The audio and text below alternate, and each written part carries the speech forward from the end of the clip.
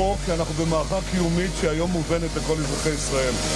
תחשבו מה יקרה אם לאיראן יהיה נשק אטומי להנחית על ערי ישראל. תחשבו מה יקרה אם לאיראן היה 20,000 טילים כאלה. לא אחד, 20,000 כאלה. זה איום קיומי על ישראל. ולכן...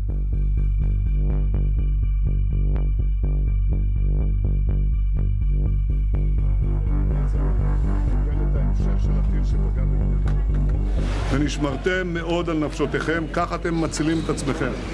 וכך אתם גם עוזרים לנו לנצח את הברברים האלה בטהרן, הם ישלמו מחיר מאוד כבד על רצח ילדים ונשים ואזרחים חפים מפשע.